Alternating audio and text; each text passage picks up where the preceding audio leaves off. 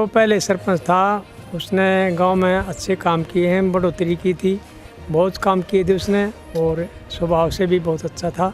आगे किस तरह का सरपंच? आगे भी यही चाहते हैं कि भाई गांव में जो है भाई बढ़ोतरी करी जाए, जो काम पेंडिंग है वो काम पूरे किए जाएं। तीनों ही अच्छे लड़के खड़े हैं, तीनों अच्छे खड़े हैं, तीनों ही चुनना अच्छे, तो तीनों ही एक को ही कॉम्पिटिटर हैं, लेकिन सब चाहते तो अपने को ही है। जो पिछले सरपंच थे उन्होंने भी अच्छा ही किया है और जो ये तीनों लड़के खड़े हैं ये भी अच्छे ही है। अब की बार एक बढ़िया और अच्छा सरपंच चुन के आएगा और जो भी सरपंच बन के आएगा पूरे गांव का जितना भी विकास बचा है या आगे जो नए प्रोजेक्ट आएंगे गवर्नमेंट के जिस तरह से भी, तो उस पर वो खरा उतरेगा। आपके गांव में भी चुनाव होने वाला है, तो किस तरह का सरपंच देखना चाहते हो अब की बार? बढ़िया सरपंच देखना चाहो जो गाँव के बढ़िया काम कराए, पानी की निकासी नहीं हो रही, हमारा पानी की निकासी हो जा, बेदरम पानी चला जा। बुसाना में समस्याओं का अंबार। सरपंच पद के युवा उम्मीदवार रामपाल और पालू चाहते हैं कि नई पीढ़ी पढ़े लिखे और आगे बढ़े। पेशे से किसान का सपना बेहतर हो गांव अपना। आगामी माह में होने वाले पंचायती चुनाव की जंग को जीतने के लिए इस बार युवाओं की एक अलग सी सोच नजर आ रही है। चाहे पेशे से कोई किसान है, मगर उनकी सोच अपने गांव के लिए बहुत कुछ बेहतर करने की नजर आ रही है। खेलों से लेकर शिक्षा के क्षेत्र में उनके गांव के लाडलों का एक बेहतर भविष्य हो, इसके लिए उनका वादा है कि वे अपने गांव के स्कूल में सभी पदों को भरवाने और लाइब्रेरी स्थापित करने का काम जरूर करेंगे। जगत महान न्यूज परिवार ऐसी सोच वाले युवा उम्मीदवारों से गांव-गांव जाकर संवाद कायम कर अपने मंच पर उनके सपनों को ग्रामीणों के सामने लाने का काम कर रहा है। हालांकि हर गांव में समस्याओं का अंबार लगा पड़ा है। 2 साल तक चुनाव न होने के कारण प्रशासन समस्याओं से जैसे बेखबर रहा, मगर अब चुनाव जो कि एक पर्व की तरह होता जा रहा है, उसे जगत महान परिवार ने अपने नजरिए से देखने का जो एक अभियान चला रखा है, उस कड़ी में वीरवार को उपमंडल के गांव बुसाना की तस्वीरें कैमरे में कैद की और उम्मीदवार रामपाल उर्फ पालू से बातचीत की। बुसाना गांव की अगर बात करें तो यहाँ पर 3 गोत्र के लोग इस गांव में इक्का दुक्का घटनाओं को छोड़कर भाईचारे के साथ रहते हैं। गांव की गलियां साफ हैं, पीने के पानी की व्यवस्था है, पशु अस्पताल भी नया बना है, लेकिन गंदे पानी की निकासी की गंभीर समस्या है। गरीबों को प्लॉट मिले, लेकिन सुविधाओं के नाम पर सिर्फ आश्वासन मिले हैं।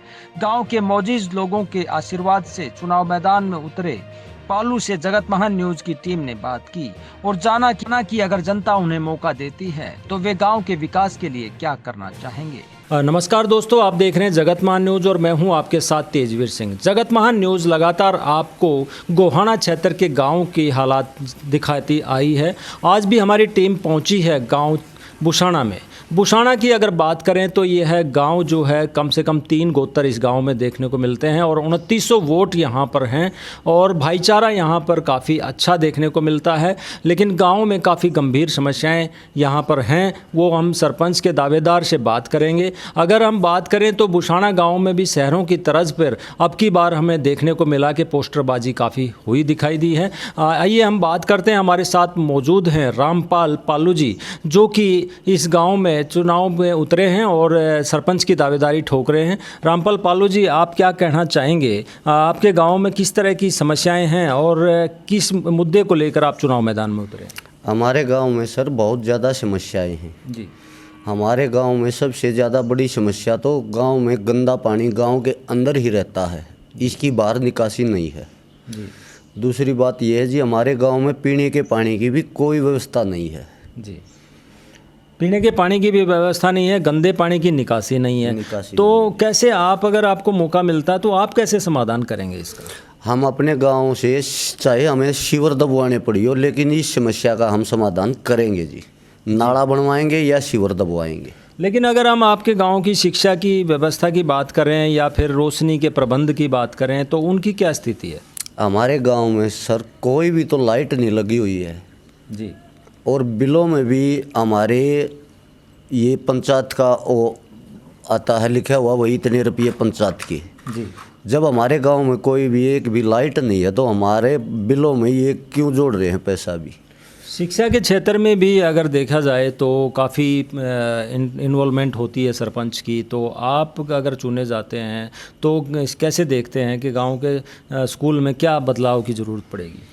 हमारे गांव के स्कूल में जी टीचर भी कम हैं, पूरे टीचर भी नहीं हैं जी। हाँ जी। और गांव में न कोई भी ट्यूशन वाला है जी। हमारे गांव के जो बच्चे हैं हमें वो शहर में ले जाने पड़ते हैं ट्यूशन के लिए जी, यानी कि आप व्यवस्था ठीक नहीं है। हाँ, और अगर व्यवस्था आपको मौका मिलता है तो आप उसको ठीक करेंगे। लेकिन अगर गरीब तबके की बात करें तो आपके गांव में ऐसा भी गरीब तबका है जिसके पास ज़मीनें नहीं हैं लेकिन सरकार द्वारा उनको प्लॉट दिए जाते हैं, तो आपके गांव की स्थिति क्या है? क्या उनको प्लॉट वगैरह दिए गए हैं? क्या उनके मकानों के जो बाकी व्यवस्थाएँ हैं वो पूरी हैं? हमारे गांव में गरीबों के मकानों में कोई व्यवस्था नहीं है जी। न तो पानी है न बिजली है जी। और हमारे गांव में ये मानो गरीब आदमी बहुत दुखी हैं जी।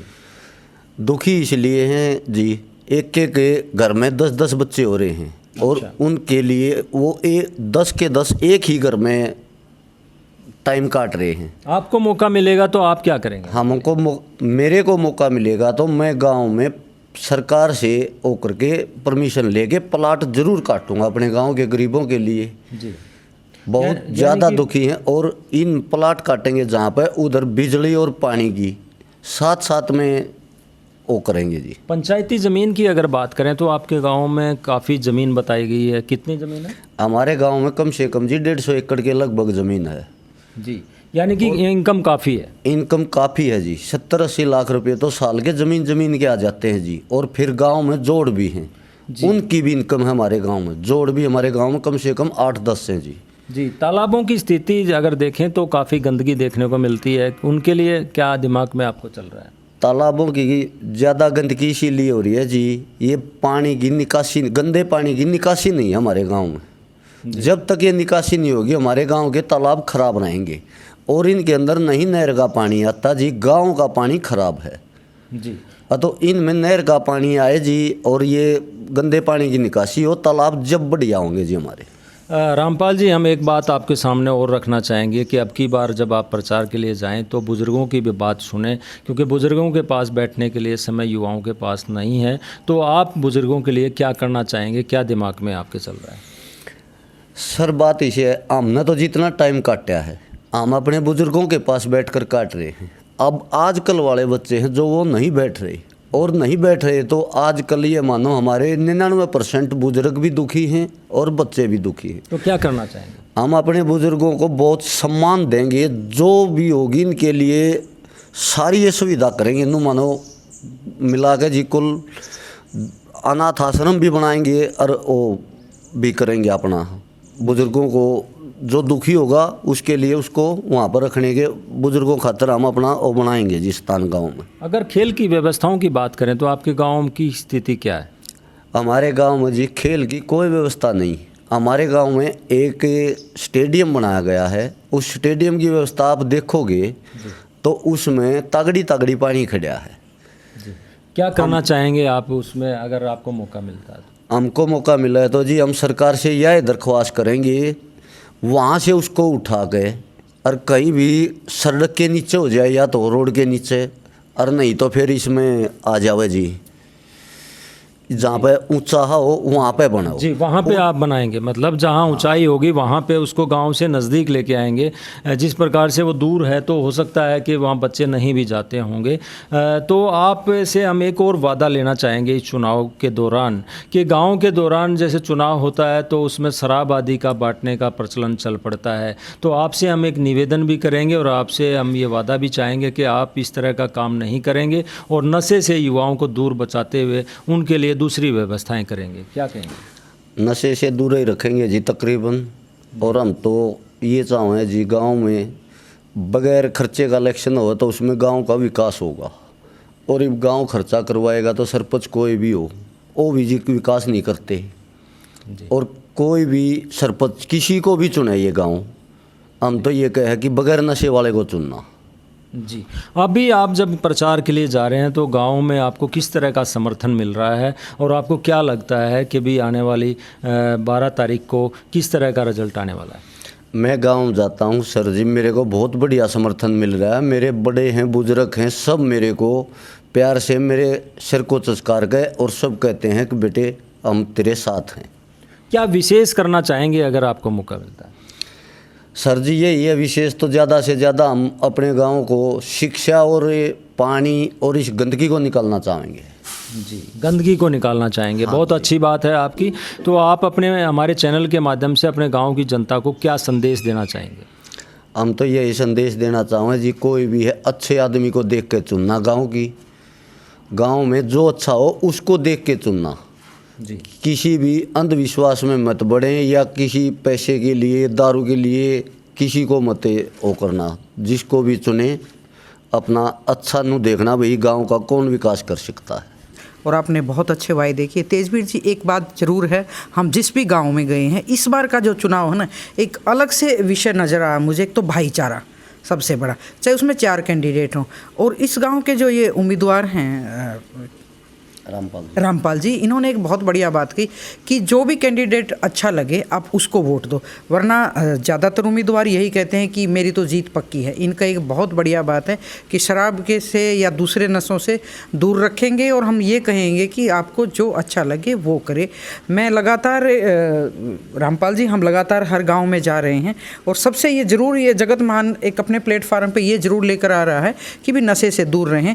और इस लोकतंत्र के पर्व में जिस दिन भी आपकी मतदान होना है, उस दिन हर आदमी बूथ पे जाए और अपने मत का प्रयोग करे। यही सबसे बड़े लोकतंत्र की जीत होगी। नमस्कार।